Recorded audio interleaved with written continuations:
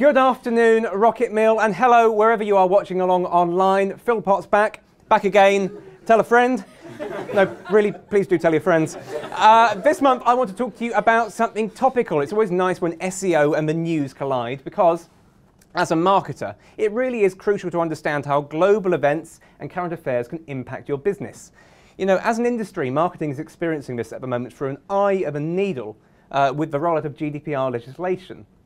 But there is something else on the horizon, which you might not have considered as having a big SEO impact, but it really could. And that's why my talk today is called Brexit and SEO, why you might need to migrate before Britain leaves the EU. Now, before you start throwing rotten vegetables at me, and I'm looking at you in particular, Helen, I'm talking about migrating your website. As I'm sure you are well aware, on the 29th of March next year, Britain is scheduled to leave the European Union. And when you hear about Brexit and politicians arguing for the best deal for their citizens, the news tends to focus on the free movement of people and the free movement of goods, but it doesn't tend to focus on the free movement of data and the impact that Brexit will have on digital as a whole. And so with that in mind, it was quite interesting that 1 year after the UK signed Article 50 and made clear that they would be leaving the European Union, there was a somewhat unexpected announcement from, and forgive me, I'm going to take a deep breath here and just check my notes, the European Commission Directorate General for Communications Networks, Content and Technology, who, as you can see, have quite a broad remit. Amongst their responsibilities is looking after the official top-level domain of the European Union.eu. And before I go any further, here is a quick refresher on the different parts of a website address, and in particular, what is a top-level domain. So here is the URL of the RocketMill website homepage. And I'll break it down into different parts for you. We start with the protocol, HTTPS. That tells the browser and the server to communicate over a secure connection and to send web page assets. We then have www, which in this case is the subdomain. Strictly speaking, we don't need it, but it's the de facto and it's conventional, so we do tend to use it. And then afterwards, we have the domain. That is the unique identifier of every single website on the internet. And within that, we have our top-level domain, or TLD. In this case, a CC-TLD, a country code top-level domain. Now in Britain, we tend to pair this with .co or .org or something like that to make what's known as a second-level domain, but it has been entirely possible to register .uk domains in isolation since June of 2014. Now, that's just one example of a TLD. Can you shout out any others? Put you on the spot. .com, .ie, .ac.uk, that's a second level, but actually AC exists as a country code in its own right, which is quite interesting. Anyway, there are, believe it or not, 1,544 different TLDs. That's according to ICANN, who oversee the technical bedrock of the internet. I've chosen just a few to give you an idea of their scale and diversity, some more salubrious than others. I want to pull your attention, though, to just two. .eu and .su. So, you can probably guess that EU stands for European Union, but everyone other than John Trong, what does SU stand for? Anyone? Think unions that may have existed over time? It is, absolutely, the Soviet Union. Now, this CCTLD was assigned in September 1990s for companies operating in the then USSR. However, on Boxing Day the following year, the union ceased to exist. Despite this, Russia asked to keep its fledgling TLD for reasons ranging from commercial to political to patriotic. And indeed, the .su domain is intact, and approximately 130,000 domains are still hosted on .su. That's the latest figure I could find from The Guardian in 2013. And as you can see, this is where you would go to register one, fid.su. They're the administrator. The key takeaway from these few slides is that as our world changes, a precedent has been set to continue support for websites which use legacy top-level domains, CCTLDs. And so that makes the latest missive from the European Commission in Brussels especially interesting, and for British citizens and British businesses, rather worrying.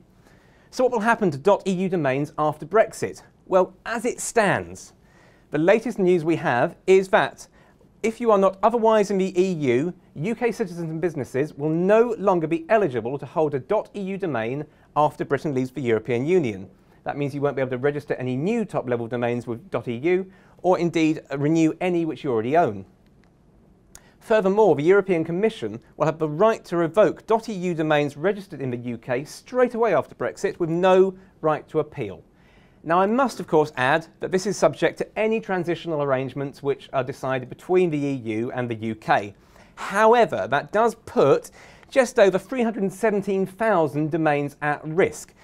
Just to give you a stat here, 1 in every 12 EU domains is registered in the United Kingdom, with only Germany, the Netherlands and France owning more. Now, our government are aware of this.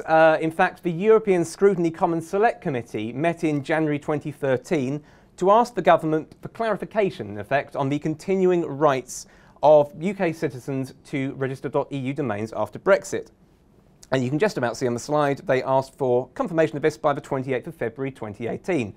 Clearly that deadline has now passed, and Brussels are putting their foot down and making it clear that UK citizens and UK businesses need to take this into account. Furthermore, I think that could be the tip of the iceberg. .eu might just be the beginning here, because there are other CC-TLDs which can only be registered in the European Union or in the European Economic Area, the EEA, which we would forfeit if we left the single market. So here are a few of them. 6 belong to France in some way, and to be honest, the ramifications for the UK are fairly niche. So for instance, you might use .re from Réunion for your short code. I'm glad you appreciated my GCSE French. You might use .tf if you're a player of Team Fortress 2, so it's all quite niche and actually not that big an impact. The big fish, however, is Italy, because their .it CCTLD is used creatively by information technology companies, amongst others. And in fact, .it domains owned by UK individuals and businesses are very much on the rise. Almost a quarter more were registered in 2017 than in 2012. So far this year, the UK has registered around about 6,000 brand new .it domains, and furthermore they've renewed another 11,500. These are all at risk of being annulled after Great Britain leaves the European Union. Ironically, that means that if Brex technology was not registered in Sardinia, but actually registered in Solihull, the domain brex.it would be at risk after Brexit. So, what should you do if your website uses a European-only domain? You have 3 options, the first of which is just to carry on registering your domain within the EU. If you can stay in the EU, maybe you have an Irish passport or an Italian or French office, move your domain ownership away from the UK and you'll be able to register and renew as you did before. There is a wildcard option here, and that comes from one of my favourite countries, Estonia. Yes, Estonia, I love it for several reasons. The first of which is that if you write all the letters of the English alphabet in order of frequency of usage, the 7 most popular letters in the English alphabet are an anagram of Estonia. And that's probably why I chose to acknowledge that by going on Countdown in 2004 dressed as the Estonian flag.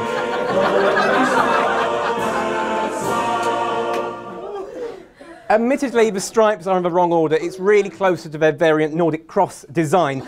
But the key thing to bear in mind is Estonia is a very forward-thinking country, to the extent that you can become a digital-only resident of Estonia. You never have to visit. All you have to do is send off a few bits of airmail, a few online forms, bish bash bosh, you are a resident of Estonia. The second option, if you want a more sensible approach, is, if you don't want your domain to be lost after Brexit, is to migrate your website to a generic top-level domain, or to use the CCTLD of the country where you are based.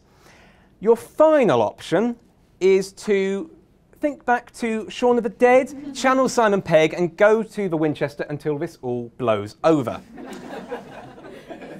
I'd just like to apologise for the quality of this GIF. I couldn't get my Shaun of the Dead Blu-ray to rip, so you've only got 576 lines of copyright infringement. The key takeaway is the government is devising legislation for continuity after Brexit on a number of levels, and it's not really surprising that the top-level domain is not top of the agenda. If we do have to forfeit our right to register .eu in the UK, there would probably be a transitional period, and again that has some precedent. So .yu was assigned to Yugoslavia. That was no longer necessary when Serbia and Montenegro became separate countries and their residents had 2.5 years to move to a new domain. So 3 options. What do we normally recommend to our clients? If someone was to come to us and say, protect our website after Brexit, Chris, what would we suggest? Typically, we are going to recommend consolidating all of your international domains into a single domain with a generic TLD. So what does that look like? Let's imagine that RocketMill expanded beyond Brighton and opened offices in Berlin and Bologna. My Italian no better than my French. It wouldn't be sensible to host our new German and Italian content on a .co.uk domain. The reason being that we would lose international search visibility. It just wouldn't be clear. We could move to a generic top-level domain and create subfolders for each language. This brings several benefits, first of which is reduced maintenance, reduced costs. It's only one domain. There's no need to worry about domain squatting, so if we want to launch in another country, we don't need to bear in mind that someone might have already registered that top-level domain with RocketMill in front. We just make a new subfolder. Links to our website aren't being spread across multiple domains. They're amalgamating in one single node of the internet. And finally, it's very easy to set up geo-targeting at a subdirectory level in Google Search Console, so it's easy from an SEO perspective. We could go a step further still and use one of the new generic top-level domains to highlight our industry. However, bear in mind that your TLD does not count towards your keyword optimization in the eyes of Google and probably other search engines. So what does that mean in practice? It's a bit of a cautionary note, and it's important because it should affect the domain name you choose for your business. For example, let's imagine you run a music shop and you are chuffed that you have bought the domain buy.guitars. Remember, Google does not count keywords in your TLD, ergo this is roughly equivalent to buy.com, which isn't going to be very helpful if someone searches for buy guitars. Anyway, in summary of today's talk, the European Commission has the right to switch off UK-owned .eu domains as soon as Britain leaves the EU. It's unclear whether other European TLDs, such as .it, will be available for UK citizens and businesses to register after Brexit. The government are aware of this and are of course working on a smooth transition away from the EU, but their focus is on trade, commerce, migration. It's very unlikely that digital is front of mind. And so if you have a European top-level domain and you don't want to risk your website being switched off after Brexit, I'm afraid you need to act now. Thank you.